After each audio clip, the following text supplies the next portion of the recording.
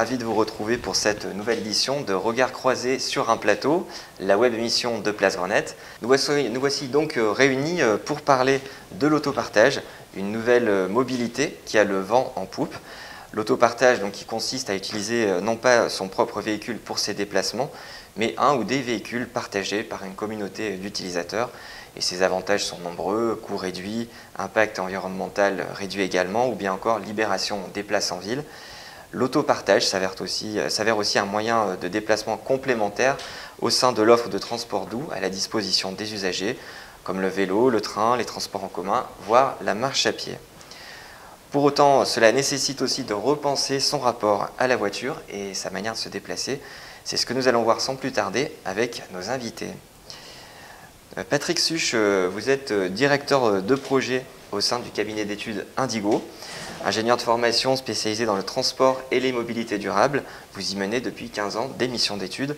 Vous pourrez donc nous apporter toute votre expertise en la matière. Corinne Breton, vous êtes chef de projet autopartage et électromobilité en parking relais P+R au sein du SMAG. Alors, le SMAG, pour rappel, c'est le syndicat mixte des mobilités de l'aire grenobloise, dont la mission est d'organiser les mobilités au service des territoires.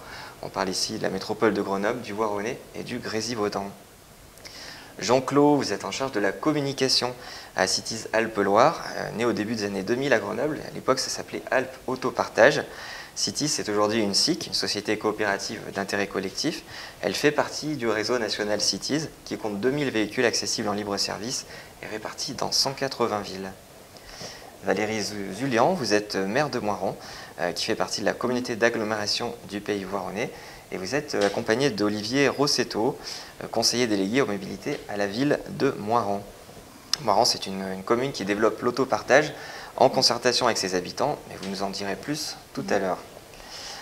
Armand Portaz, vous habitez Giers, dans la banlieue de Grenoble, et vous êtes un autopartageur assidu, adepte par ailleurs des moyens de transport doux, vélo et train en particulier, très investi dans le milieu associatif et la limitation des émissions carbone. Vous nous en direz plus sur votre expérience au quotidien. On retrouve deux grands types d'offres en matière d'autopartage, l'autopartage en boucle et l'autopartage sans station ou free floating. Patrick Such, est-ce que vous pouvez nous en dire un peu plus à ce sujet? Alors la particularité de l'autopartage, vous l'avez dit tout à l'heure, c'est d'accéder à une flotte de véhicules relativement large au sein d'une communauté d'utilisateurs. Ces spécificités, c'est que vous pouvez accéder à la voiture toute l'année, H24, de façon totalement automatique. Et contrairement à un service traditionnel de location, c'est que vous n'avez pas à gérer de formalités à chaque fois que vous utilisez un véhicule. Vous vous contentez de le réserver, parfois quelques minutes avant de l'utiliser. Vous rentrez dedans, vous faites votre trajet.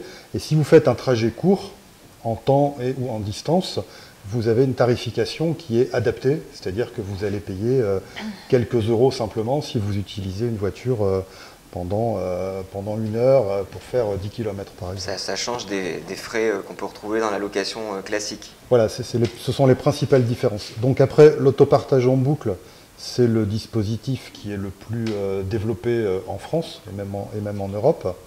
Donc là, le principe, c'est que les voitures sont rattachées à une station physique. Vous ne pouvez réserver la voiture qu'à partir de cet emplacement-là.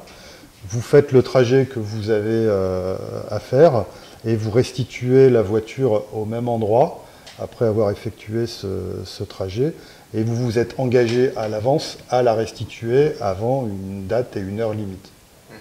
Le free floating, là, on définit en général une zone de service dans laquelle la voiture peut être prise en charge directement sur la voirie, sur la voie publique. Vous faites le déplacement que vous avez à faire et la seule obligation que vous avez, une fois que vous avez terminé, c'est de restituer la voiture dans la même zone de service, mais vous ne la garez pas dans une station réservée, vous la garez n'importe où en voirie dans l'espace prévu. Et contrairement à l'autopartage en boucle, quand vous prenez le véhicule, vous ne vous engagez pas forcément sur une date et une heure limite d'utilisation. Jean-Claude, pourquoi utiliser plus tel ou tel type d'autopartage? Alors, pour nous, en tout cas, puisqu'on propose ces deux solutions là au sein de la coopérative Cities, le en boucle et ce qu'on appelle en français le en dépose libre, pour moi, c'est plutôt deux solutions qui sont complémentaires, qui vont répondre en fonction de son quotidien, de son besoin. De manière plus spontanée, la dépose libre, c'est-à-dire qu'on n'a pas de réservation préalable, c'est un peu de la dernière minute, avec le gros avantage de pouvoir faire du trajet à sens unique, parce que la petite subtilité, c'est qu'aussi qu'on peut prendre dans un périmètre, laisser potentiellement dans un autre périmètre. Donc ça offre cette souplesse supplémentaire, sans avoir cette contrainte de l'heure de retour. Donc on va jongler plutôt entre le en boucle ou le dépose libre. Historiquement, le en boucle a une plus grande part d'usage finalement que le en dépose libre, mais les deux cohabitent et sont complémentaires. Corinne Breton, les avantages de l'autopartage sont nombreux, notamment dans les centres urbains qui cherchent à se décongestionner. Oui, c'est ça. Selon une étude qui est réalisée régulièrement, donc qui a été refaite en 2022 par l'ADEME, l'Agence pour la maîtrise de l'énergie, une voiture en autopartage remplace 5 à 8 véhicules particuliers. Et elle remplace jusqu'à 3 places de stationnement. Donc globalement, quand on met en place une voiture d'autopartage, on va gagner de l'espace sur l'espace public. Ça, c'est le premier avantage. Et le deuxième, c'est qu'on va favoriser la démotorisation. Donc les usagers qui deviennent autopartageurs, en général, ils ont réfléchi à combien leur coûte leur voiture, en stationnement notamment. Quand il y a des contraintes de stationnement, au bout d'un certain temps, ils se disent « bon là, ça vaut plus la peine ». Et ils finissent par se libérer d'une ou plusieurs voitures. Et ensuite, ils ont des comportements très vertueux en matière de mobilité. C'est la raison pour laquelle nous, le SMAG, on promeut ce mode de déplacement, puisqu'en fait, ils vont utiliser tous les modes de transport qui sont à leur disposition, le vélo, le transport en commun, la trottinette, la marche à pied, et ils vont venir utiliser la voiture qu'en dernier recours, quand ils en ont vraiment besoin. Et donc, ils vont avoir des déplacements en voiture qui seront beaucoup plus limités que les autres. Une voiture partagée, ça coûte aussi moins cher à son utilisateur. Pour autant, Jean-Claude, vous pensez qu'il est important que l'utilisateur ait la notion du coût réel?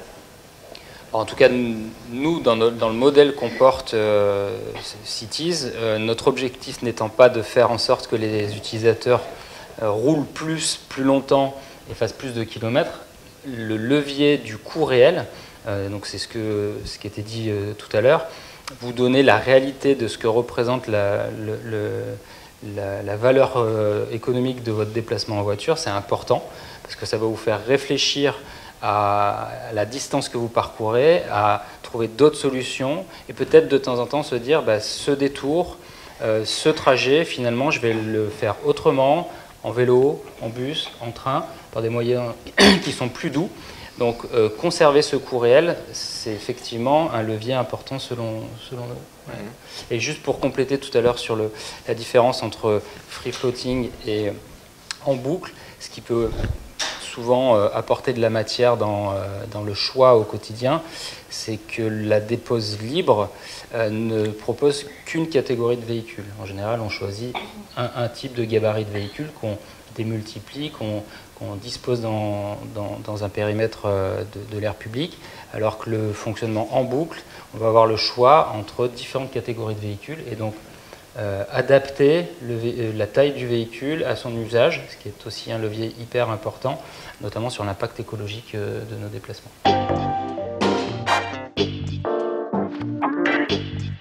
Laurence Roussel, qui tient un atelier boutique de poterie rue Montesquieu, au cœur de Grenoble, a franchi le pas vers l'autopartage et abandonné l'usage de sa voiture personnelle il y a maintenant près de 10 ans, grâce à l'expérimentation « 2 mois sans ma voiture ». Pour ses besoins personnels et professionnels, Laurence a fait le choix d'utiliser la solution d'autopartage sans station plutôt que la solution en boucle, obligeant à ramener le véhicule sur sa station de départ. Pour chaque utilisation, le processus est le même. Trouver une voiture disponible, pas trop loin, grâce à l'application dédiée, se rendre sur le lieu où elle est garée, vérifier l'état général de la voiture et ouvrir les portes avec son badge avant de s'y installer pour prendre le volant. Laurence nous fait part des principales raisons pour lesquelles elle a décidé de s'emparer de cette solution qui, nous a-t-elle confié, répond parfaitement à ses besoins. Alors ce que j'aime particulièrement avec ce système par rapport à l'autopartage classique, c'est qu'on n'est pas obligé de donner une date de fin de réservation. Et du coup, la réservation, pour moi, elle est beaucoup plus souple. dans le sens où si on part chez des amis, on sait qu'on peut rester dormir, rentrer le lendemain. Quand je vais livrer des clients, c'est pareil, je sais que je peux prendre mon temps pour papoter si besoin ou pas. J'aime beaucoup le fait de ne pas être obligé de donner une heure de retour. Et il y a aussi un gros avantage, c'est le fait de la poser à l'endroit où on veut. Et notamment quand on est chargé, c'est assez agréable de pouvoir se poser au pied de chez soi et de ne pas être obligé de repartir pour aller poser la voiture à son emplacement. Donc avec ce système, j'ai jamais eu de souci de disponibilité globale, mais par contre, c'est vrai que je ne suis pas dans un quartier de l'hypercentre et donc des fois je dois marcher, je dois faire quand même une bonne petite trotte pour aller chercher la voiture. Et l'extrême, ça a été de devoir prendre le tram pour aller en chercher une en centre-ville. Mais sinon, globalement, voilà, ça nécessite un peu plus de marge que la réservation sur des stations fixes. Ça fait, je pense, 8 ou 10 ans maintenant. On a franchi le pas grâce à l'expérimentation 2 mois sans ma voiture qui avait été organisée avec la métro, Cities, la Maïf, etc. Et ça nous a vraiment permis déjà de connaître le système de l'autopartage, ça nous a permis de rencontrer des gens qui étaient dans la même mouvance que nous et qui étaient un peu hésitants sur le fait de passer de 1 à 0 voiture, et puis d'échanger des bons plans avec tous ces gens, et c'était vraiment le petit coup de pouce qui nous manquait pour passer au sans voiture, et franchement on l'a oublié au bout de 2-3 jours et ça s'est fait comme une lettre à la poste.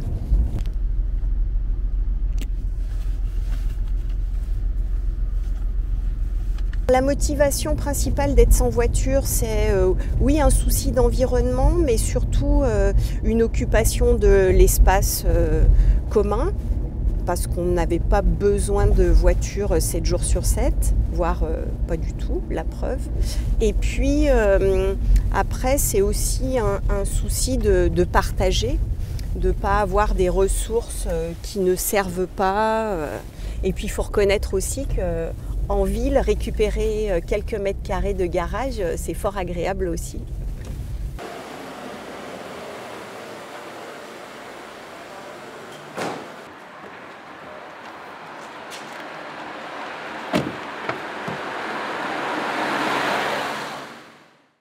Armand Portez, vous-même vous êtes un utilisateur assidu de l'autopartage. Quelles utilisations vous en faites et à quelle fréquence? Alors assidu, on va dire régulier, oui. Pas tous les jours, heureusement. Donc moi c'est vraiment un usage que je fais en complément quand j'ai pas vraiment d'autres solutions. Autrement dit, je travaille en vélo, je vais faire mes courses en vélo, je fais aussi des courses en transport en commun, des déplacements professionnels en train comme aujourd'hui. Et quand je ne peux pas, pour venir ici, par exemple, j'ai pris une Cities. Voilà. Donc c'est vraiment en complément quand je n'ai pas vraiment d'autres solutions. C'est vraiment comme ça que je le vois. Et je dirais, j'optimise aussi les déplacements, je leur dis un petit peu, je ne vais pas faire une course pour acheter un clou dans un magasin de bricolage. Je vais essayer de mutualiser mon déplacement pour faire autre chose lors d'un trajet. Et ces trajets, donc justement, comment vous y êtes venu? Comment vous avez... Vous utilisez l'autopartage depuis assez longtemps, je crois. Ça fait 5e année. Alors, là, je suis sorti de l'addiction de la voiture en 1 année. En fait, on est tous un peu addicts à la voiture, on peut déjà sortir de l'addiction. Et quand j'ai mis mon véhicule, parce que j'ai mis un véhicule sur la plateforme Cities, au bout d'1 an, je me suis aperçu que je n'avais plus besoin de prendre la voiture pour faire mes déplacements quotidiens. Elle restait 1 semaine sur mon parking. C'est là que je me suis dit que je suis sorti de l'addiction. Donc après, maintenant, je suis passé dans l'usage. Donc l'usage modéré, et qui fait que j'utilise une Cities vraiment quand je n'ai vraiment pas d'autres solutions. Voilà. Donc c'est vraiment progressivement que je suis venu, et c'est pas du jour au lendemain qu'on passe d'un mode pas de voiture personnelle à une voiture partagée. C'est progressivement. Jean-Claude, vous disiez que la voiture était un bien collectif, un simple outil de mobilité. Ça rejoint un petit peu ce que disait Armand Portez sur le fait de se désintoxiquer, sortir un peu de ce que peut représenter la voiture. Qu'est-ce que vous en pensez? Qu'on y est 100% favorable, évidemment, parce que c'est presque un siècle de publicité, de marketing qui nous rappelle que la voiture est outil d'émancipation, de liberté, mais focalisé sur l'individualité. Et la grande différence, c'est que nous, on va parler de collectif, de bien commun. On va essayer de repenser la voiture comme un outil qui se partage et qui se pense plus uniquement dans sa sphère individuelle. Donc on s'attaque à cette notion psychologique et on le fait aussi à travers l'outil de la mise en partage de sa voiture individuelle, puisque en proposant sa voiture à la coopérative et donc derrière elle à tous ses adhérents, forcément on va prendre de la distance par rapport à l'objet, par rapport à sa propre voiture. Et pour certains de nos partageurs propriétaires, la voiture n'est même pas en bas de chez eux. Elle peut se retrouver mise en partage dans le réseau à l'autre bout de la région Auvergne-Rhône-Alpes. Donc là, on n'a même plus l'usage de sa propre voiture et finalement au quotidien, on utilise une voiture en tant qu'objet dont on a juste la taille. Et là encore, ça grignote un petit peu la représentation et l'attachement qu'on peut avoir à la possession individuelle. Cet attachement, Armand Portez, c'est pas quelque chose qui vous manque d'avoir ces petits objets dans sa voiture, d'aller partir à un endroit, ou voilà, de retrouver un peu son univers, c'est quelque chose de psychologique, comme on disait. Alors c'est clair qu'il ne faut pas être attaché à des objets. Ça, si on a une appropriation, on a besoin de vivre, on a besoin d'avoir d'objets autour de soi pour exister, là il y aura un problème. C'est clair. Donc effectivement, il faut arriver à se détacher de ça. Et justement, cette mise à distance est importante parce que ça nous permet de nous libérer une charge mentale, déjà. De dire, voilà, je dois faire l'entretien de la voiture, des révisions, payer l'assurance ou quoi que ce soit. Puisque, je ne l'ai pas dit, mais Citis prend tout en charge, l'entretien et l'assurance de ma voiture. Moi, j'apporte que la voiture, dans mon cas. Donc, non, mais ça procède d'une démarche. C'est vraiment important d'arriver petit à petit à lâcher prise devant cet objet. Il y a un livre qui est sorti là-dessus qui s'appelle Matitine. Autrement dit, tout le monde a un attachement à sa voiture, ces petits objets qui restent dedans, et on a du mal à laisser sa voiture en ayant peur de ne pas les retrouver, ces petits objets. Donc moi, j'en ai plus dans la voiture, je les ai ailleurs, j'en ai beaucoup moins d'ailleurs, des objets ailleurs, ce qui fait que j'ai pas eu de mal. Et j'ai mis un an, je reconnais que j'ai mis un an pour me détacher progressivement de ma voiture. Valérie Zulian, cette démarche que vous avez initiée à Moirans, d'où c'est venu? Est-ce que ça a été une demande de la part de citoyens? Est-ce que c'est vous-même qui avez eu la volonté avec votre équipe d'impulser quelque chose? Comment ça s'est passé concrètement? Alors au départ, c'est une vraie réflexion sur les questions des mobilités, parce que c'est un problème assez important pour la commune de Moirans, sur la commune, avec différents types de problématiques, mais aussi beaucoup d'atouts, puisque nous avons 2 gares, des voies départementales, et du coup, comment on relie aujourd'hui, comment on crée des parcours entre chez soi, son lieu de travail, et en passant par tous les types de mobilité qu'on pourrait trouver et qui répondraient aux besoins. Donc aujourd'hui, la question était comment on peut répondre par d'autres formes que celles classiques du véhicule à ces problématiques. Et au-delà de ça, bien sûr, la questionnement de l'environnement, des questions environnementales. Et sur ces questions environnementales, bien sûr, on est au cœur de nos problématiques actuelles.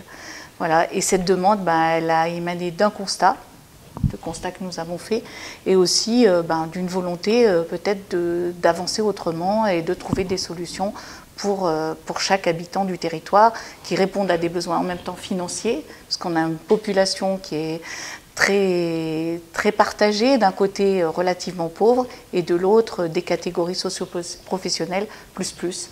Et du coup, il fallait répondre à tous ces besoins et toutes ces questions.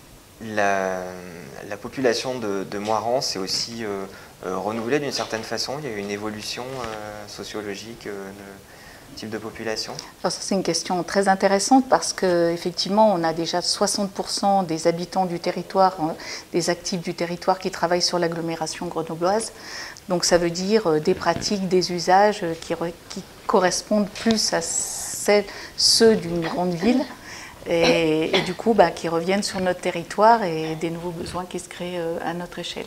Corinne Breton, au niveau du SMAG, comment ça se passe pour l'autopartage? Quelle est un petit peu l'ambition, on va dire, pour arriver à développer cet autopartage, ou en tout cas, quels sont les outils que vous pouvez mettre en place pour ce faire à l'échelle du territoire? Alors, pour l'instant, le SMAG n'a pas créé de service public d'autopartage. Donc, Cities, en fait, est autonome, et donc peut développer l'autopartage. Et simplement, ce qu'on a créé, c'est un label. C'est-à-dire que nous, on a défini qu'est-ce que c'est pour nous l'autopartage. Donc, Patrick Such l'a dit un peu tout à l'heure. L'important, c'est que les gens puissent... Paradoxalement, on veut faciliter l'utilisation de la voiture, pour le coup, pour des petites durées. Donc, ce qu'on veut, c'est que les gens puissent pas payer, par exemple, une journée entière. Il faut qu'ils puissent utiliser la voiture pour 1 heure, 2 heures, pour faire quelques courses, par exemple, et que ça ne leur coûte pas le prix d'une journée.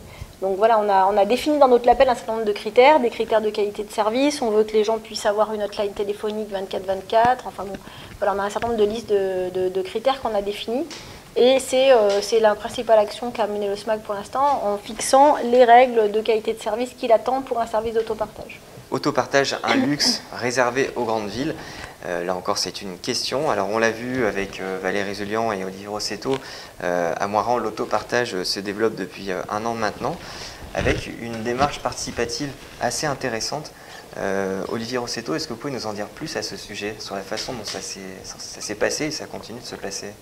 Oui, alors avant effectivement de se lancer dans l'aventure de l'autopartage, on a voulu associer les Moiranais à cette démarche. Déjà tout simplement pour voir s'il y avait un public entre guillemets qui était réceptif à ce principe, et pour voir effectivement si ça avait un intérêt pour la commune de proposer, avec la collaboration de Cities, de proposer un véhicule en autopartage. Donc effectivement il y a eu des enquêtes de fait avec un nombre assez conséquent de personnes qui ont répondu et qui étaient justement intéressés par cette démarche. Et suite à cette enquête, il y a eu aussi des réunions publiques d'information. Et il y a eu donc, nous avons décidé à la ville de mettre en place ce service. Alors concrètement, comment ça s'est passé du coup? Comment vous avez initié tout ça et quels ont été un petit peu les retours que vous avez pu avoir? Alors l'enquête a été faite sous forme d'un sondage en ligne, avec donc des questions relativement précises pour essayer d'estimer un petit peu combien de personnes seraient intéressées par quel type de service. Alors évidemment, Cities nous a aidés dans la démarche pour voir un peu ensuite analyser les réponses qui ont été faites, pour voir si selon eux le service était viable entre guillemets sur la commune. Et du coup, Jean-Claude, quelles ont été l'aide que vous avez pu apporter à la commune de Moirans et comment ça s'est passé concrètement? Nous, l'aide qu'on peut apporter, c'est d'abord notre expertise, parce que c'est plus de 20 ans de connaissance de l'autopartage, et pas que justement dans les territoires urbains à grosse densité. On avait déjà écrit des histoires dans des milieux même plus ruraux, puisqu'ici on est plutôt du périurbain. Donc il y a déjà des connexions modales qui se font assez bien. On avait cette expérience-là. Ce qui est très intéressant, c'est de pouvoir faire ce travail en lien avec les citoyens dès le début de la réflexion pour pouvoir les emmener dans le bateau dès le début et répondre. C'est très important, c'est-à-dire de ne pas calquer un modèle où qu'on aille, on calque le même modèle et qu'on répond à la réalité des problématiques de mobilité de Moirans et de ses habitants.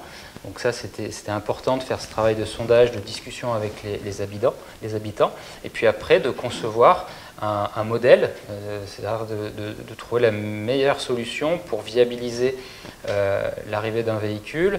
Est-ce que c'est avec le véhicule d'un particulier? Est-ce que c'est le véhicule de la collectivité? Quel type d'engagement on peut mettre en place ensemble? Donc, voilà, on a modélisé des manières de faire.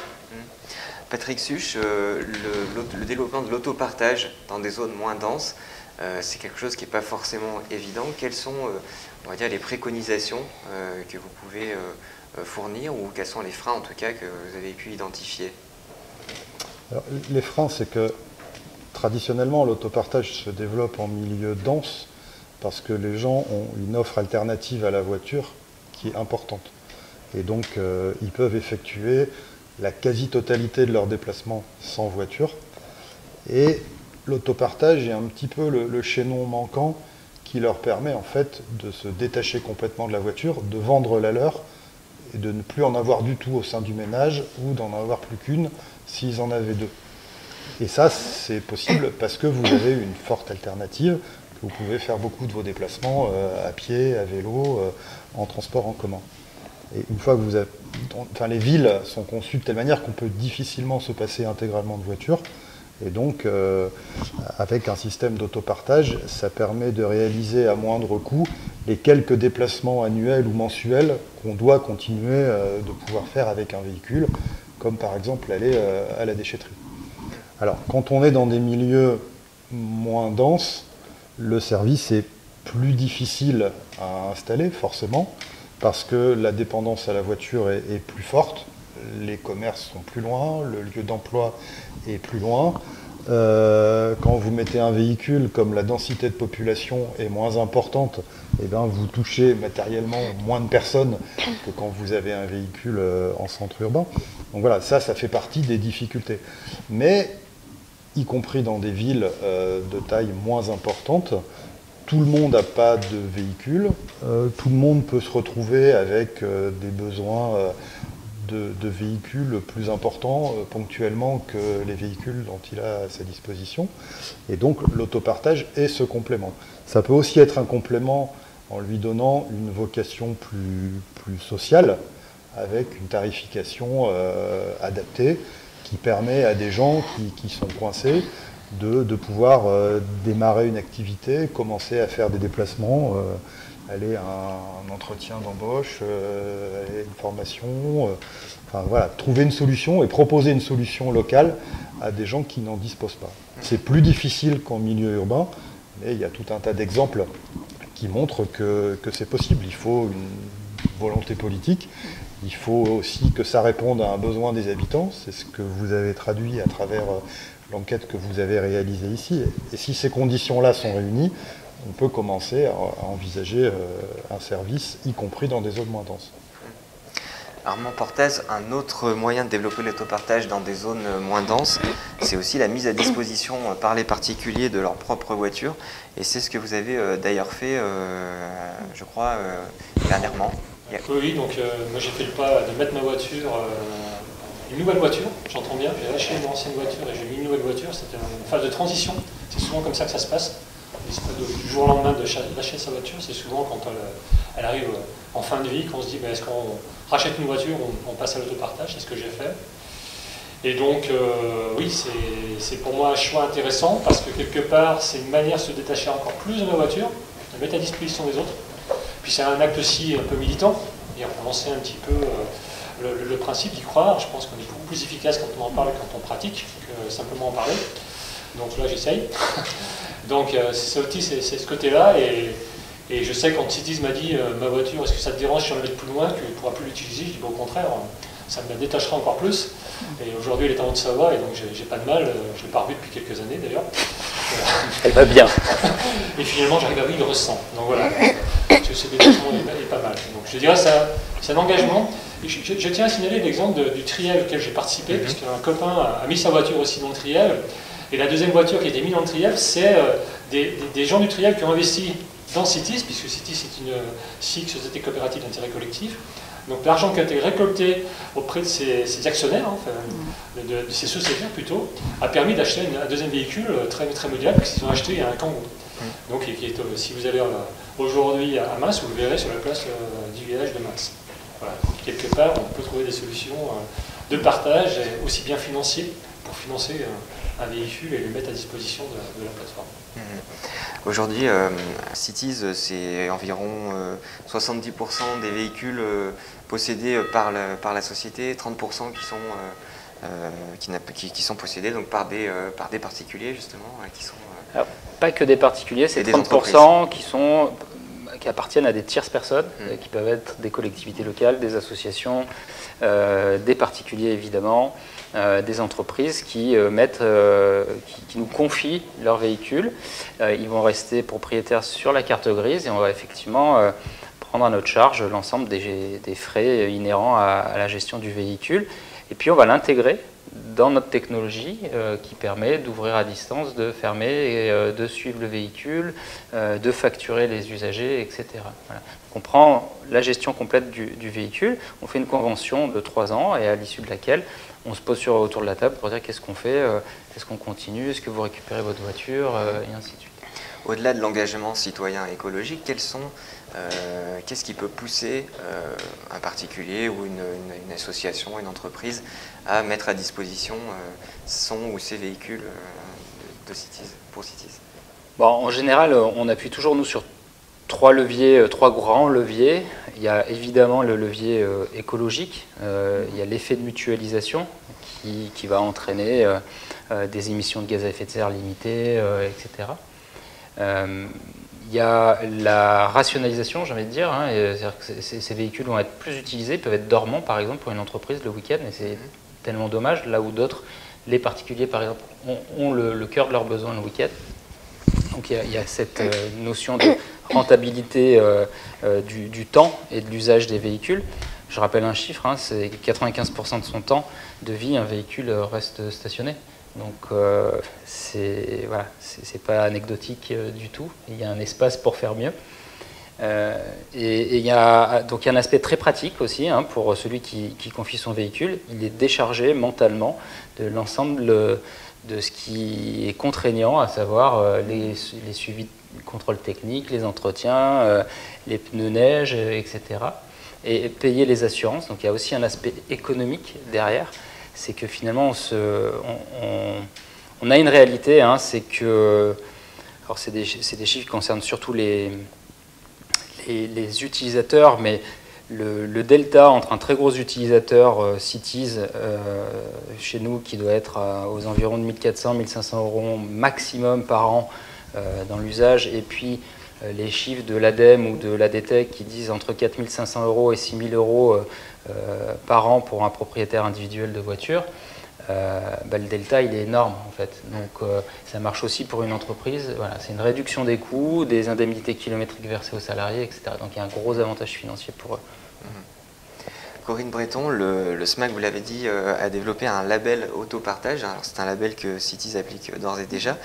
Et ce label, il prévoit notamment que les sociétés d'autopartage développent leur offre en dehors des zones les plus denses. Est-ce que vous pouvez nous en dire un peu plus donc, sur ce dispositif en particulier? Oui, c'est ce que, en fait, naturellement, spontanément, l'autopartage se développe tout seul dans les zones très denses.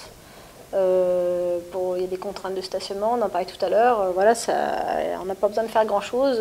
Quand on crée des stations en hypercentre de Grenoble, le lendemain, elles sont utilisées, il n'y a pas de souci. Donc, en fait, ce qu'on voulait faire, c'est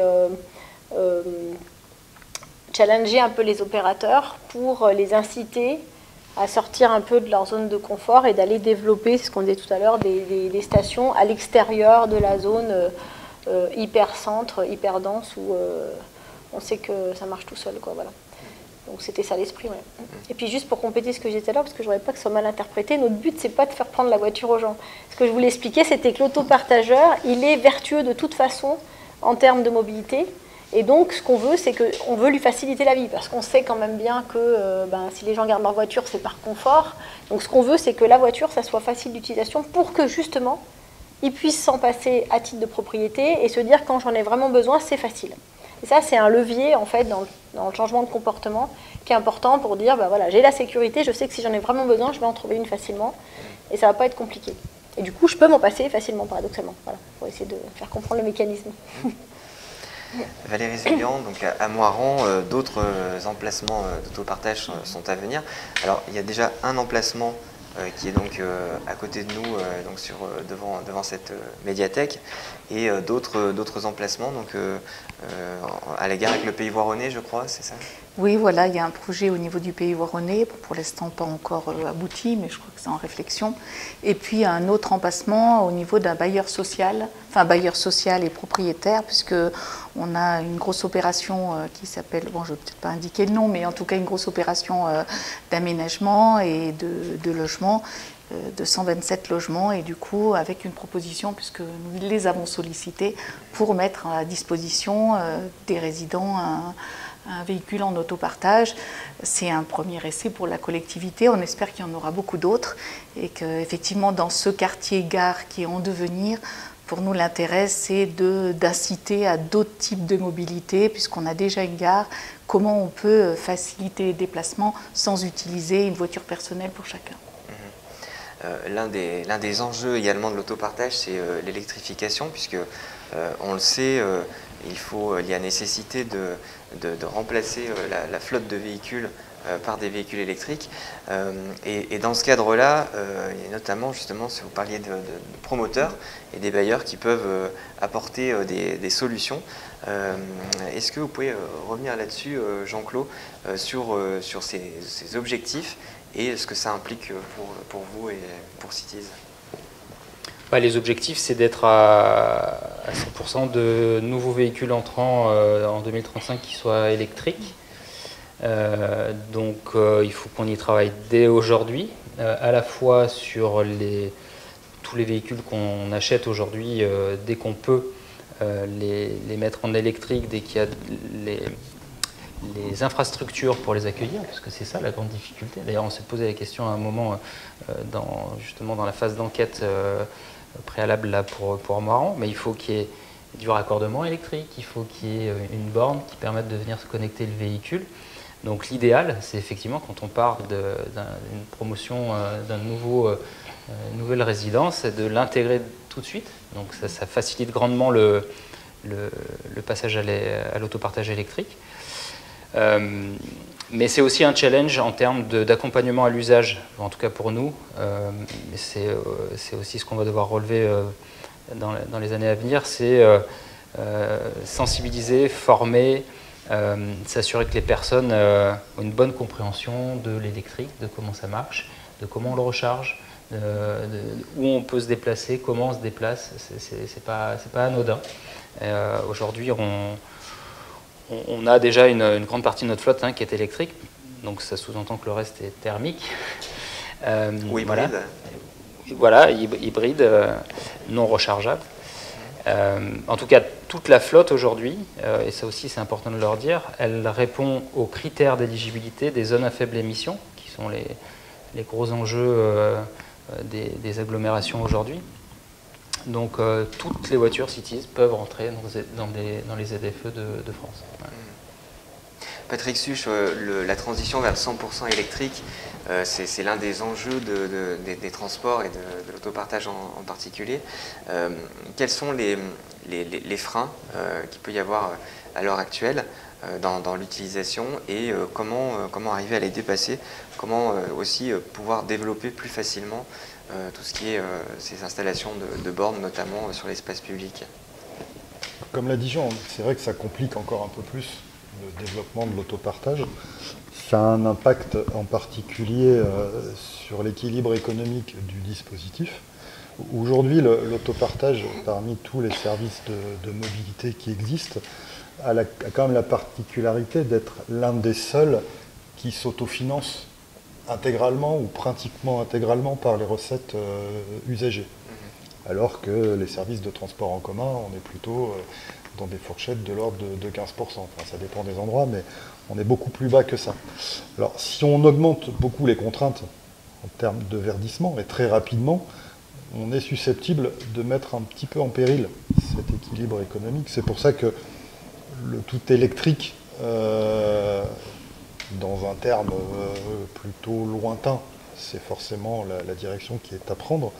Après, je pense que dans une phase de transition, on peut aussi avoir une flotte un peu plus mixte, avec des véhicules thermiques de très faible émission. Enfin, on n'est pas forcé de basculer intégralement vers de l'électrique.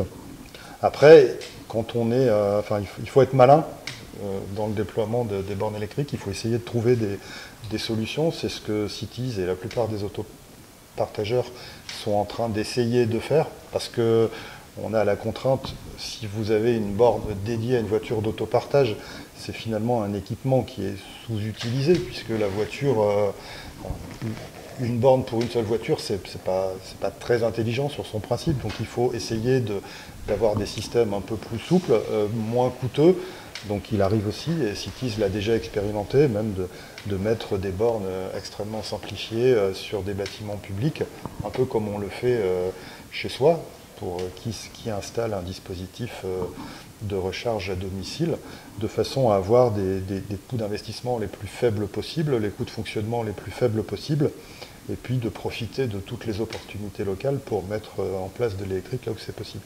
Mais on a aussi une contrainte de choix d'implantation, qui est un enjeu aussi extrêmement fort en matière d'autopartage, parce que forcément, il faut qu'on puisse positionner les véhicules là où il y a des besoins, et là où il y a des besoins, c'est souvent dans des emplacements extrêmement stratégiques partout, au cœur des villes, à proximité immédiate des gares, dans des quartiers très très denses. Donc voilà, il y a tout un tas de contraintes à gérer. L'alimentation électrique est une contrainte supplémentaire à prendre en compte. Et là, l'ensemble des acteurs de ce monde-là est en train de progresser et d'avancer pour trouver des solutions techniques et des modèles économiques qui permettent de concilier autopartage et véhicules électriques. Le dernier élément important aussi dans la phase de transition, et Jean l'a dit un petit peu tout à l'heure, c'est que la population hésite encore à utiliser les voitures électriques. Il y a une réticence qu'un opérateur constate. C'est-à-dire que si vous mettez un véhicule à un endroit, toute chose étant égale par ailleurs, si vous mettez un véhicule thermique, il sera plus utilisé que si vous mettez un véhicule électrique de même caractéristiques routières, parce que les gens ont plutôt tendance à aller vers ce qu'ils connaissent déjà. Donc il faut y aller prudemment, il faut y aller doucement. Mais en même temps, c'est une façon pour eux de découvrir ce qu'est un véhicule électrique d'une façon relativement soft, puisque avec un système d'autopartage, vous essayez ce véhicule-là. Si vraiment il ne vous convient pas, si vous avez des difficultés à le conduire, si vous n'êtes pas à l'aise, vous pouvez utiliser un autre véhicule de la flotte pendant un temps, avant de vous sentir à nouveau un peu plus à l'aise. Voilà, ça fait partie d'une transition globale. Armand Portez, justement, est-ce que c'est quelque chose, est-ce que ça a été un frein pour vous d'utiliser un véhicule électrique, ou comment vous avez fait pour le dépasser sinon? Alors c'est vrai qu'au début c'était un peu compliqué, le processus est un peu plus difficile, on va dire, une fois, au départ, pour prendre une voiture, mais une fois qu'on a compris, ça va. Par contre, ce que je m'aperçois, c'est que mon réflexe aujourd'hui, puisque j'habite sur JR, on a 3 voitures autour de la gare, donc c'est très bien, on a une électrique. Et quand je prends la voiture électrique, j'ai compris pourquoi je la prenais et quand je la prenais.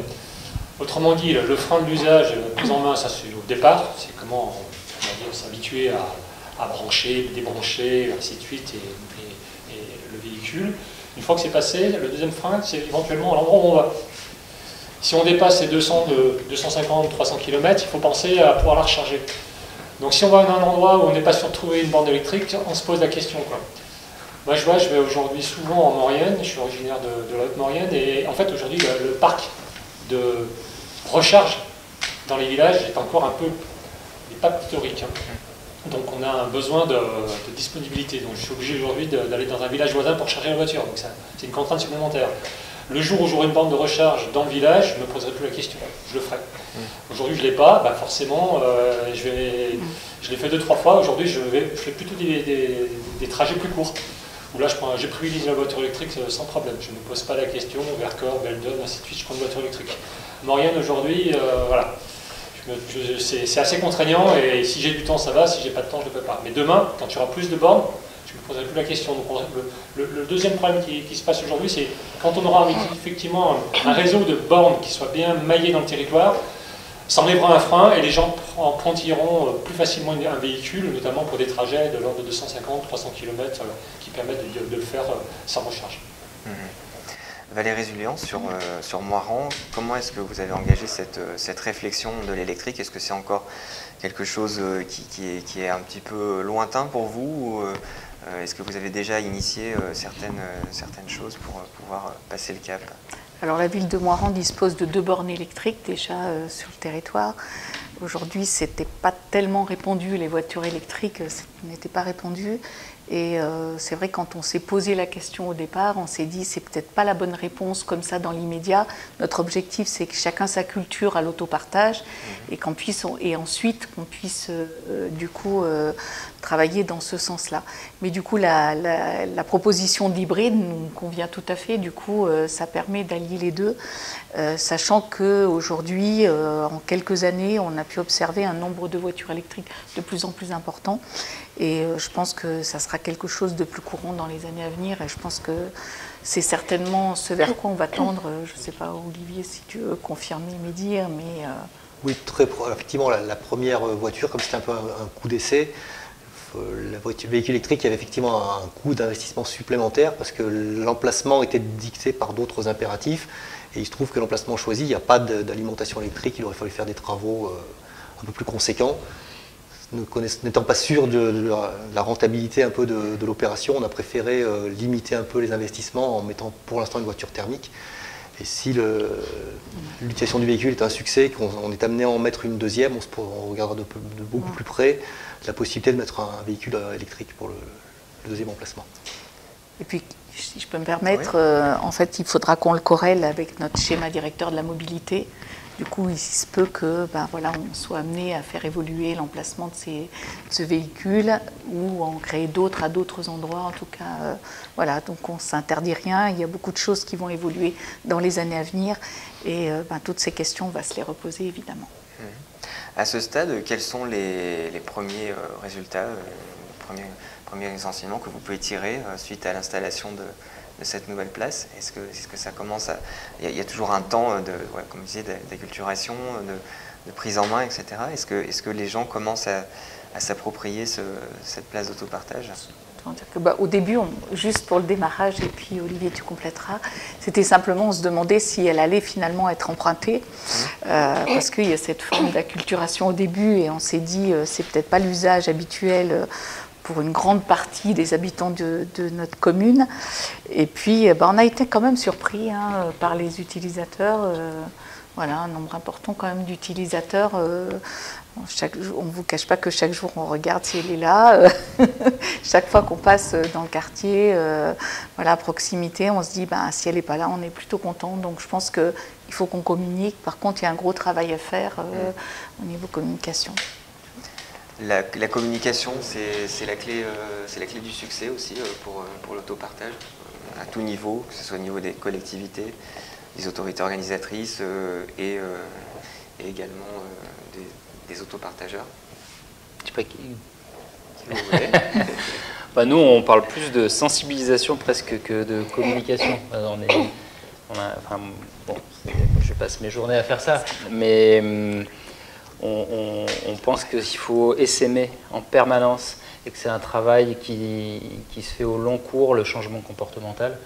Donc on n'attend pas que parce qu'on vous a dit ça, d'un seul coup, vous allez basculer. C'est pas parce qu'il y a une voiture à Moraron que en 6 mois, elle va trouver son seuil de rentabilité, si je peux le dire comme ça. Non. On va sensibiliser énormément. On est même d'ailleurs, nous, équipe Cities, formés récemment à un outil qui s'appelle la fresque de la mobilité, simplement pour illustrer le fait que on pense que ça passe d'abord par ce genre d'outil-là, plus que par de la communication frontale et standardisée. Après oui, au niveau national, on n'entend pas beaucoup parler encore d'autopartage. Alors c'est vrai qu'on disait il y a 100 ans de publicité sur la voiture, donc à quand les pubs pour le vélo, les pubs pour les transports en commun, on a un pays de bagnoles, les pubs pour l'autopartage à la télé, et on a plus entendu parler de covoiturage récemment. Je pense que l'autopartage c'est une vraie carte à jouer dans le cadre notamment des zones à faible émission. C'est un outil pour pouvoir faciliter cette transition. Donc il y a vraiment quelque chose à faire là-dessus. L'intermodalité, est-ce la clé du succès pour l'autopartage? Eh bien, c'est la question que l'on va se poser dès à présent. Alors l'intermodalité, qu'est-ce que c'est? Peut-être Patrick Such, est-ce que vous pouvez nous définir ce qu'est l'intermodalité? L'intermodalité, c'est la capacité pour un usager qui se déplace de pouvoir changer de mode de déplacement facilement au cours de son trajet. Donc, pour répondre à la question, ou commencer à répondre à la question, pas certain que l'intermodalité soit un facteur clé de succès de l'autopartage, c'est un élément important. Je mettrais largement autant en avant la multimodalité en fait, c'est-à-dire que l'autopartage se définit d'abord comme la capacité qu'ont les gens d'utiliser le mode le plus adapté au trajet qu'ils ont à réaliser. Mais ce n'est pas forcément toujours en lien avec l'autopartage. Un trajet court, ils vont le faire à pied ou à vélo. Un trajet plus long, ils peuvent privilégier le train tout seul. Et puis, parfois, il peut y avoir sens et même un vrai intérêt à faire de l'intermodalité, effectivement. Moi, je le vois parce qu'on utilise aussi l'intermodalité dans le cadre de déplacements professionnels. Et là, honnêtement, c'est idéal, surtout dans une région comme la nôtre, avec quand même une armature ferroviaire qui est relativement dense et un déploiement du service dans les gares de la région qui est également dense et de bonne qualité. Donc si vous avez un déplacement à faire, par exemple en Ardèche, en partant, je ne sais pas moi, d'Annecy ou de Chambéry, c'est extrêmement intéressant de faire une partie de votre trajet en train, par exemple jusqu'à Valence TGV ou Valence-Ville, et de récupérer la voiture d'autopartage uniquement pour effectuer les derniers kilomètres. C'est vertueux sur le plan environnemental, ça contribue à limiter la congestion à Grenoble par exemple, puisque c'est sur la route. À titre personnel, vous pouvez travailler dans le train ou vous reposer, et au final, quand vous rentrez chez vous le soir, vous êtes quand même beaucoup moins fatigué que si vous avez fait tout le trajet en voiture. Donc c'est gagnant-gagnant, mais dans le process général, la première clé pour l'autopartage, c'est la multimodalité, et l'intermodalité est un élément facilitant important qui arrive juste derrière. Alors selon une enquête nationale autopartage 2022 de l'ADEME, les 4 raisons principales qui motivent et qui poussent à utiliser un service d'autopartage en boucle, c'est premièrement l'utilisation en complément des transports en commun, près de 20%. Deuxièmement, le besoin de remplacer une voiture, à 17,5%. Troisièmement, une utilisation en complément du vélo, près de 14%. Et en quatrième position, la volonté de réduire mon bilan carbone, à 12,5%. Armand Portas, qu'est-ce que ces chiffres vous évoquent et vous-même dans l'utilisation que vous en faites? Alors moi je fais tout le temps de l'intermodalité. Pourquoi? Parce que la première voiture proche de chez moi est à 1 km. Donc quelque part, si j'y vais à pied, je fais aussi de l'intermodalité. Marche plus voiture. On commence l'intermodalité, on commence. Mais souvent j'y vais en vélo. Et ce que je disais tout à l'heure, c'est que j'y vais en vélo, mais le vélo, je ne le laisse pas n'importe où. Je le laisse à côté de la gare, où j'ai une consigne vélo sécurisé. Et ça, c'est hyper important. Parce que, notamment en milieu peu dense, si on ne met pas quelque chose de sécurisé à côté, notamment pour le vélo, pour le premier kilomètre, les premiers kilomètres, ça va être difficile. En ville, c'est différent. En ville, on a un réseau de transport en commun, où on y va à pied, une voiture, je sais qu'à Grenoble, on a des voitures globalement à 300 mètres de chez soi, voilà, ou 300 mètres ou 500 mètres, même pas. Et si on considère que le premier pas n'est pas d'intermodalité. Donc pour moi, c'est hyper important et j'utilise tout le temps.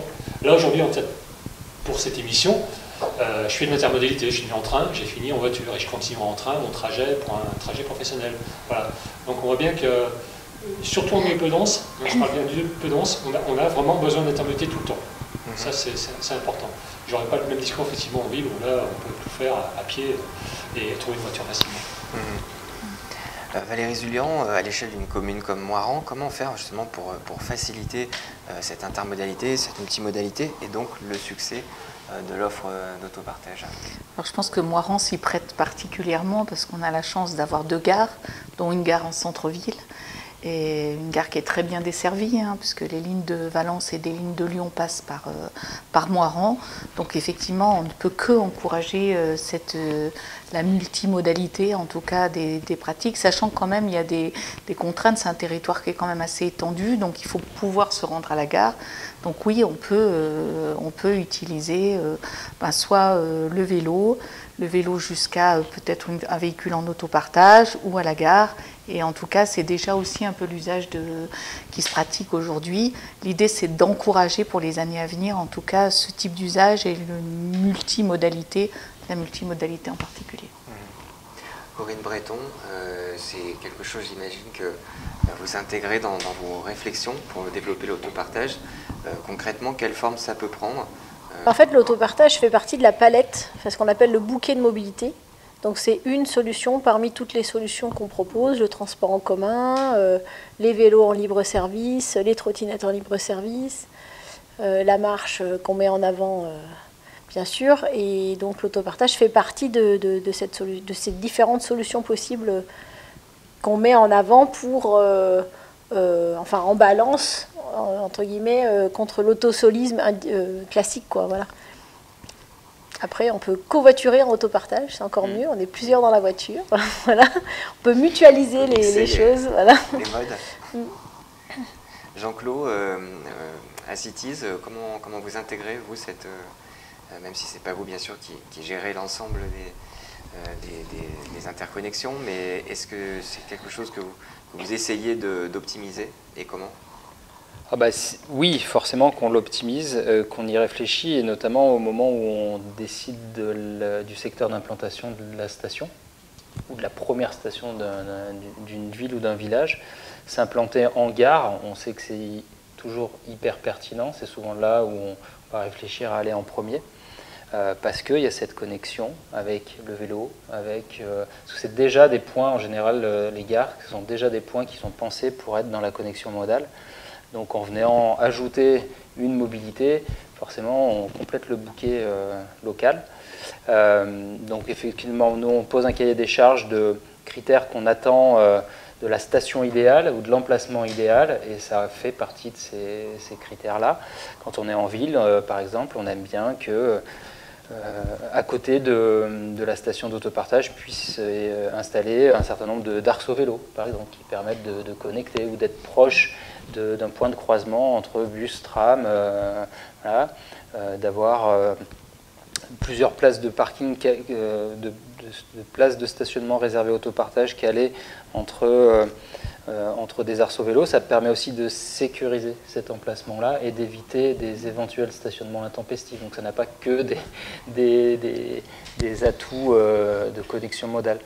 Mais ouais, moi j'abonde dans l'idée que souvent la question c'est quoi la mobilité du futur. C'est pas une mobilité en fait le futur, c'est de savoir, c'est apprendre à jongler entre les différentes solutions qu'on a en fonction de la distance, en fonction du besoin, en fonction de la météo et voilà, l'ensemble des contraintes qu'on a. Plus on aura de solutions à dispo, mieux ce sera. Et revenons le plus souvent possible à la marche, parce que c'est ce qu'il y a de moins coûteux, c'est ce qu'il y a de moins impactant aussi.